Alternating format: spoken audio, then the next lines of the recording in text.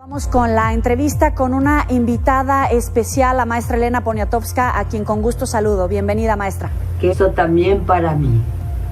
Qué guapa como siempre y le agradecemos este tiempo, aunque sea por Zoom, aprovechando la tecnología en medio de esta situación, de esta pandemia, pero quisiéramos platicar con usted sobre muchas cosas. Comienzo por preguntarle, ¿cuáles son los retos que tenemos como mujeres en este nuevo mundo? En este momento de pandemia o a partir de ¿cuándo? ¿A partir de qué?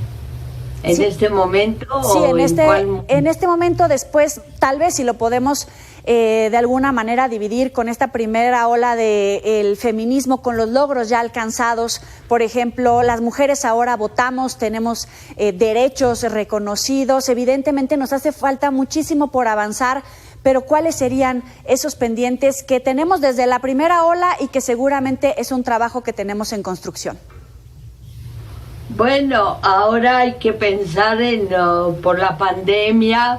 Yo creo que las enfermeras, las médicas, pero sobre las enfermeras, las afanadoras, las que limpian los hospitales, pues son las grandes heroínas de este momento, así como las madres de familia que cuidan a sus hijos y que procuran que también dentro del encierro pues no pierdan el año escolar, y que de veras tomen muy en serio el momento en que se tienen que sentar frente a la pantalla. Los que tienen televisión, que para la desgracia de México no son todos, que tengan la posibilidad de seguir adelante en la vida, que la vida no se paralice. Eso es muy importante pues en estos tiempos de pandemia. Claro, pero tenemos que adecuar todo un mundo para que las mujeres podamos ser madres de familia, trabajando desde casa, evidentemente cumpliendo las labores de mamá para que los hijos evidentemente puedan seguir tomando clases, pero al mismo tiempo trabajar a distancia, al mismo tiempo tal vez siendo parejas, con una pareja amorosa como tal. ¿Cómo lograr ese equilibrio y qué nos hace falta evidentemente, incluso a nivel legislativo, para poder acompañarnos entre nosotras mismas?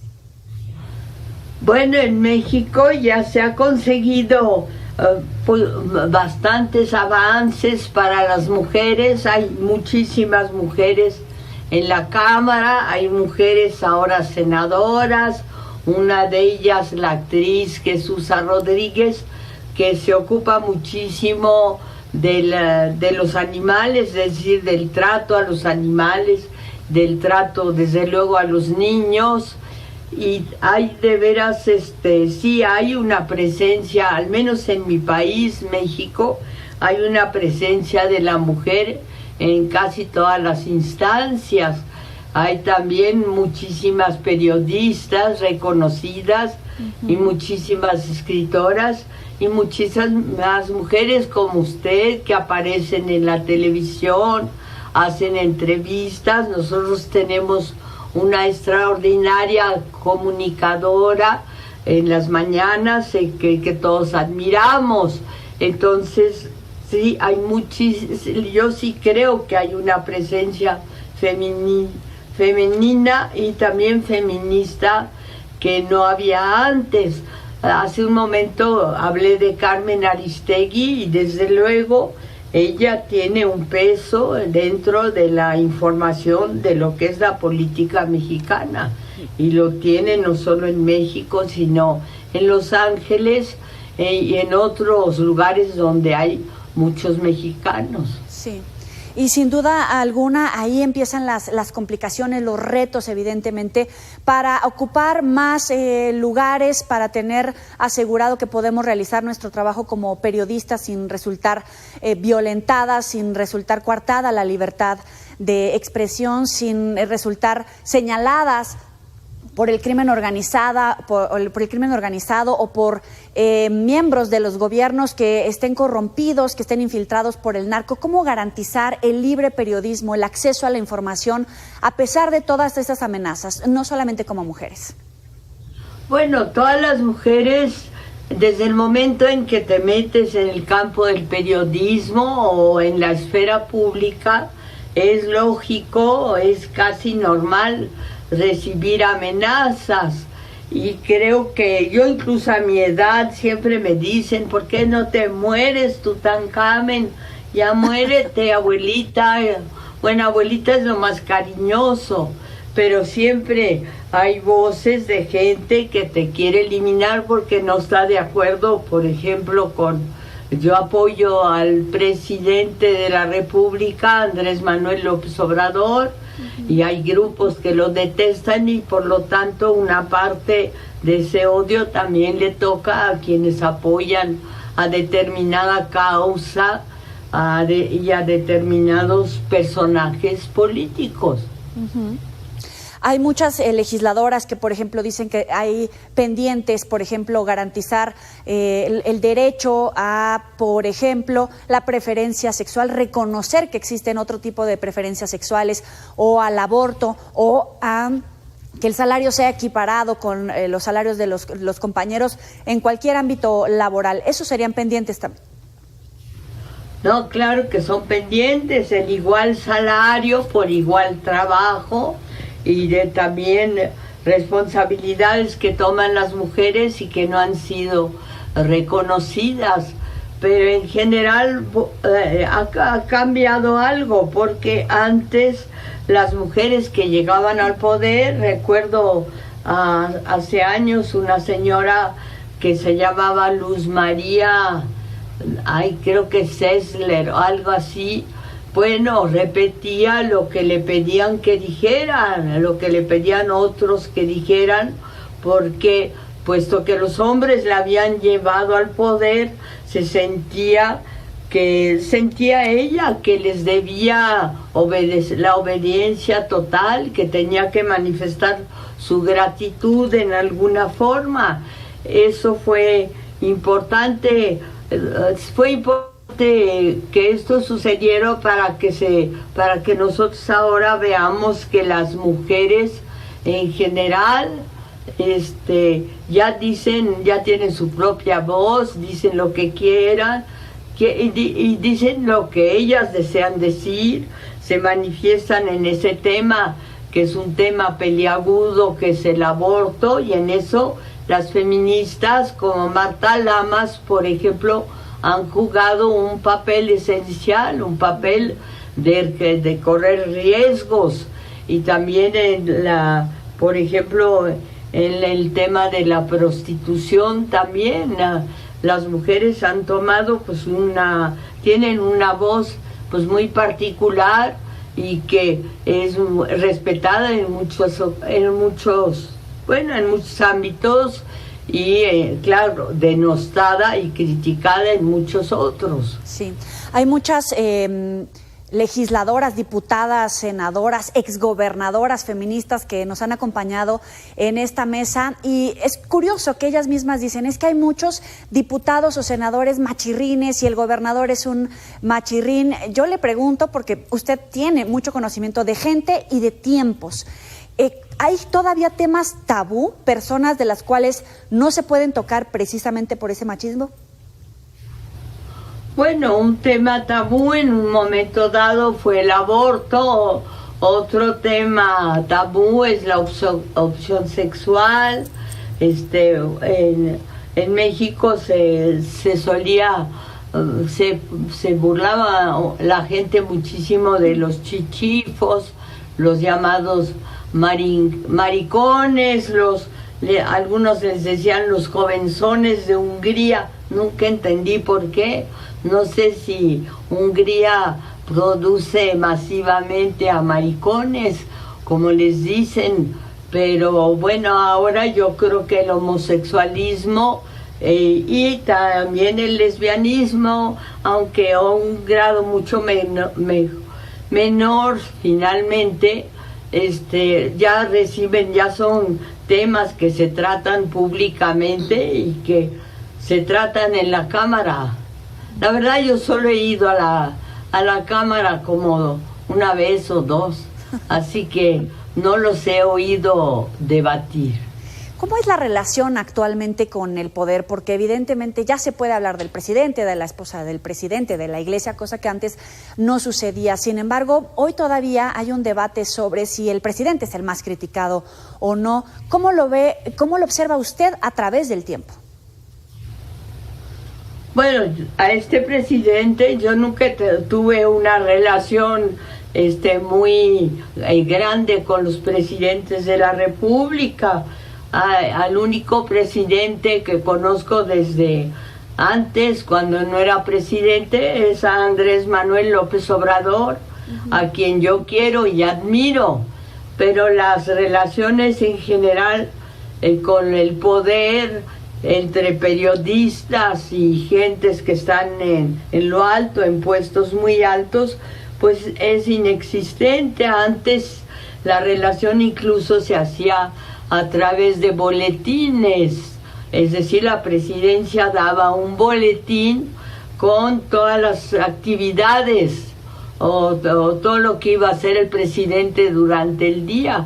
Ahora ya no hay un jefe, bueno, quizá hay un jefe de prensa de la presidencia, pero no sé ni quién es, y ahora ya, a mí ya no me han enviado un boletín diciéndome lo que yo tendría que decir, o lo que sí había para cualquier periodista joven que entrara a un periódico, sí le decían que había 3 tabús o 4. Uno, la Virgen de Guadalupe, no se podía hablar. Otro, el presidente de la República y su familia. Otro, los sombreros de la esposa del presidente, porque en la época en que yo me inicié, las mujeres usaban sombreros, se ponían flores en la cabeza, o una víbora, o lo que se les antojara, pero algo se ponían. Y entonces había unas que se ponían como Salvador Dalí, 2 huevos estrellados por aquí. Entonces ahí había temas para críticas y sí se prohibía, sobre todo en una sección que se llamaba la sección de sociales, donde los políticos y los banqueros exhibían a sus hijas como, bueno, como en una, bueno, no una carnicería, pero sí una tienda de cosas buenas para ver cuándo las casaban y si las casaban. Pero el presidente se expone a la crítica y hay veces que los críticos son expuestos por el propio presidente. ¿Hay algún límite que no debería de rebasarse en favor de la democracia? Mire, yo no soy de límites, nunca lo he sido. No, es una palabra que no entra en mi vocabulario. Tengo 3 hijos y 10 nietos y nunca en esta casa hemos dicho la palabra límite. Así que soy mala para responderle a esa pregunta. Pero habrá... Bueno, sí sé que hay fronteras y hay fronteras que no se atraviesan. La frontera más dolorosa que tiene México es con los Estados Unidos, porque los braceros van en busca de una vida mejor y muchas veces se mueren al tratar de llegar a lo que ellos creen que va a ser el paraíso. ¿Considera que López Obrador sí es el presidente más criticado?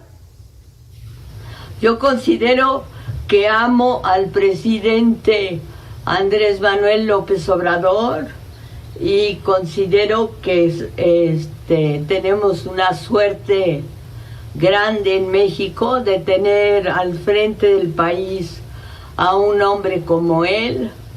Le tengo no solo admiración, sino cariño, así que soy la peor persona a quien puede usted preguntarle esto, porque yo estoy con López Obrador no solo ahora, sino desde hace 16 años. Participé en su campaña, lo conocí en Tabasco con Enrique González Pedrero, entonces el gobernador, y su esposa Julieta Campos, y desde entonces es mi relación y mi cariño. Estamos en año electoral y evidentemente viene una campaña tal vez que muchos advierten que puede ser peligrosa, que puede ser violenta, que puede haber una guerra sucia, fake news. ¿Cómo combatir como periodistas y garantizar el acceso a toda la información, que haya transparencia y rendición de cuentas? Bueno, creo que la obligación de un periodista es informar y escribir bien. Y también prepararse uno mismo, tener una muy buena preparación. Creo que es importante aprender idiomas para ser periodista. Creo que es muy importante saber historia, en mi caso, historia de México, y creo que es muy importante jamás tergiversar en una entrevista lo que dice el entrevistado. A través de la Fundación Elena Poniatowska hay un taller donde precisamente se toca este punto de cómo combatir las fake news en tiempos electorales, cómo llegar precisamente a esos datos duros, hacer una buena investigación. ¿Algo que nos pueda compartir? Bueno, la fundación depende de mi hijo Felipe Aro Poniatowski, porque si usted en polaco, en los idiomas eslavos, el sexo de la mujer está en su apellido, es un acto feminista, la mujer es A y el hombre es I, es decir, Poniatowski, Poniatowska, y creo que lo que tratamos de hacer en la fundación, a través de mi hijo, que no quiso que mi acervo se fuera a alguna universidad norteamericana, como suele suceder con otros escritores. Por ejemplo, todo lo de Carlos Fuentes está en Princeton, todo lo de Elena Garro está en Stanford, en fin, los grandes escritores, en general sus originales son comprados por las universidades norteamericanas. En el caso de la fundación, pues lo que sucede es una, pues yo creo que es una defensa de México y finalmente una diaria no, porque ahora está cerrado, pero la intención es una diaria alegría por ser mexicano y por ayudar a México. Ahora, regresando al tema del feminismo, hay muchos países, sobre todo en América Latina, en Argentina, por ejemplo, donde comenzó este movimiento de Ni Una Más, donde comenzaron a realizarse marchas feministas. Aquí en Ciudad de México también, en todo el país, pero en Ciudad de México también hay marchas feministas continuamente pidiendo, evidentemente, que no se criminalice a la mujer, que haya un alto en la violencia contra la mujer, entre los asesinatos contra las mujeres. ¿Qué opina de estas marchas feministas y, evidentemente, las banderas que hay que seguir apoyando y defendiendo? Participo en esas marchas feministas y creo que son una presencia muy importante en la vida política de México. Creo que las mujeres tienen que hacer oír su voz. Por ejemplo, a mí en una última marcha en México me espantaron los destrozos, pero tengo una nieta, Inés, que dice que si no las oyen, pues ellas se van a hacer oír de esa forma. A mí me parece que tengo que contemporizar y la escucho con muchísimo respeto y mucha atención. Recuerde que yo tengo 89 años y que hablo con una chava de 17 o 18. Pero es bien interesante porque al final son muy jóvenes, hoy ya participan de estas marchas, participan incluso promoviendo nuevos temas, una nueva forma discursiva incluso de sacar adelante lo que las nuevas generaciones de mujeres quieren. Pero ¿cuáles son los límites para no llegar a un anarquismo, no dar justamente paso a esas críticas que de repente pueden querer o tener la intención de criminalizar la protesta social de las mujeres, de alguna manera cubriendo de un manto discursivo sobre qué es lo importante, si los daños que provocaron a las vías públicas, cuando lo importante, lo de fondo, es las peticiones evidentemente de que no haya violencia contra las mujeres? Bueno, en México no creo que se haya criminalizado a mujer alguna por participar en una manifestación, y creo que, como usted lo dice muy bien, en el caso de las mujeres es una violación, es mucho más terrible o mucho más grave, o mucho más de criticar, o mucho más de causar una revolución, o si no una revolución, pero una reacción de gran violencia. Es mucho más importante proteger a la mujer que pensar que al monumento se le quitó un pedazo, ¿no? Uh-huh. Yo creo que la mujer en sí nunca es un pedazo. La mujer en sí es el ser más respetable que podamos encontrar en nuestra vida. Pienso en mis hijas y pienso en mí. Desde luego en todas las mujeres que conozco, en Jesús Apalancares, en Tina Modotti, aunque fue italiana, en Leonora Carrington, en Guadalupe Marín, la primera esposa de Diego Rivera, en todas las mujeres sobre quienes he escrito a lo largo de los años. Uh-huh. En estas marchas es bien interesante cuando platicamos con mujeres mayores o mucho más jovencitas. En alguna de ellas, una mujer, una adolescente, me decía que para ella era importante, junto con las mujeres que iban, romper el silencio, denunciar la violencia sexual dentro de las familias, aunque sabía que seguramente la familia la iba a rechazar o en la escuela la iban a rechazar. ¿Cómo acompañar a las mujeres para romper ese silencio? Yo no he sabido que la familia rechace a su hija por participar. Yo no conozco una sola familia en una marcha, y no he sabido que una mujer haya sido ostracizada o maltratada por también haber estado en una marcha. Perdón, me refería, no me supe explicar, por denunciar a algún integrante de su familia que la hubiera violentado sexualmente. Tal vez no me expliqué. Esta chica decía, yo no me atrevía a denunciar a mi tío violador, tenía que romper el silencio a pesar de que seguramente podría causar un daño a la familia, a su entorno. Bueno, esas ya son historias y tragedias muy particulares de cada familia. Yo creo que la denuncia allí es completamente válida y se tiene que hacer, ¿no? Uh-huh. El tío que se echa al plato o que lastima a su sobrina, pues es obviamente una muy mala persona. Uh-huh. ¿Y cómo avanzar precisamente? Hay una campaña en este momento de romper el pacto, precisamente y particularizando sobre el caso de la candidatura de Félix Salgado Macedonio. Uno más que es señalado, pero ¿cómo romper ese pacto? Bueno, yo creo que no tiene que llegar al poder por ninguna razón y bajo ninguna circunstancia a Macedonio, que eso no es válido y no es factible y que no va a suceder. ¿Y qué tenemos que hacer como mujeres? ¿Qué tenemos que hacer en los partidos políticos, evidentemente, para que ya este tipo de situaciones, como usted lo dice, ni siquiera lleguen al poder?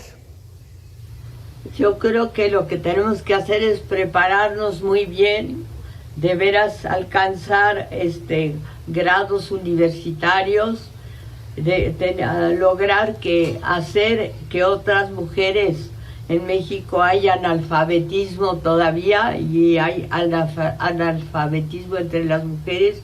Yo creo que ayudar a la preparación de una mujer, de una joven, de una niña, es una obligación de las mujeres mayores. Estar todo el tiempo pendiente de los libros de texto, de cómo se reparten y de cómo en todas las casas de México no haya una mujer que se quede sentada en la cocina o como la escoba recargada en un rincón.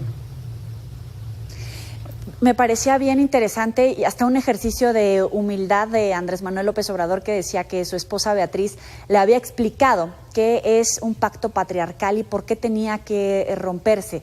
Es también refrescante escuchar esas pláticas entre el hombre y la mujer que en este caso ocupan la presidencia de la República.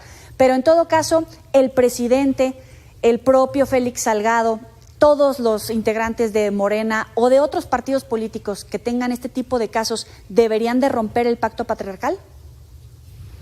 Bueno, yo creo que la relación hombre-mujer en México, sobre todo en las altas esferas, es siempre una relación de ambición y de mando.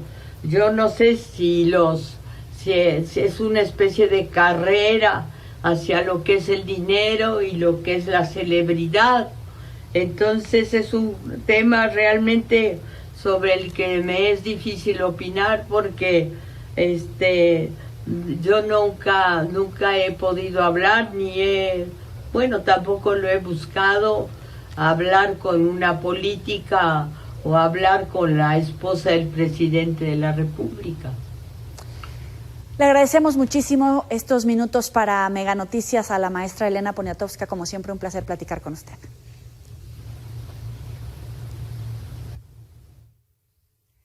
Bueno, les recomendamos recuperar esta entrevista en nuestros próximos espacios informativos. Muy interesante, 2 apuntes con los que me quedo.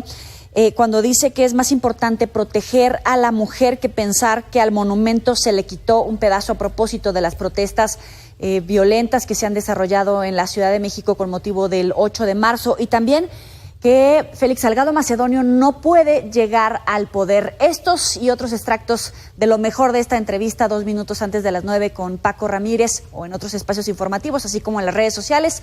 Vamos a hacer una pequeña pausa. Volvemos.